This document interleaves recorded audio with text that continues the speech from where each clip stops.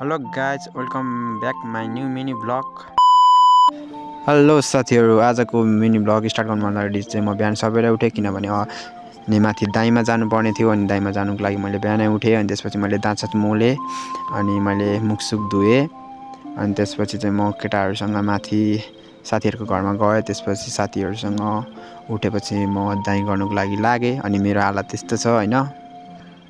अनि साथीहरू, यो चाहिँ हामी खाजा खाने टाइममा निस्किसकेको। अनि खाजा खाँदैछ कतिजनाले चाहिँ। अनि यो चाहिँ खाजा खाइसकेर बसिरहेको छ। अनि म चाहिँ यतापट्टि आएर भिडियो बनाउनलाई निस्किसकेँ। अनि म चाहिँ यता यहाँ छु, हेर्नु होला। अनि यो चाहिँ अब हामीले दिउँसो दाइँ गर्दाखेरि अब बिटासिटा कुटेँ अनि खर्स निकाल्दैछौँ उता पछाडि पनि, हेर्नु होला।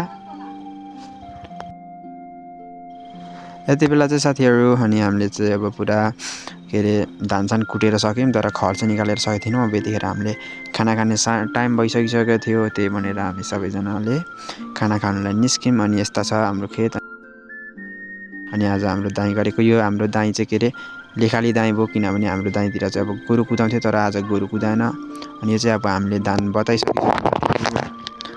अनि यो चाहिँ धान बताएर सबै बेला पार्दैछ। अब चाहिँ धान धोक्रोमा लाएर जाने बेला भइसक्यौँ। अब यो चाहिँ हाम्रो धोक्रोमा लगाइसकिसक्यौँ सबैजनाले धान पनि। अनि म चाहिँ यता छु। अब म चाहिँ अब धान बोकेर जाने होइन, त्यो यो धोक्रो बोकेर जाने हो म चाहिँ। अनि साथीहरू, म चाहिँ अब घर गइसकिसकेँ।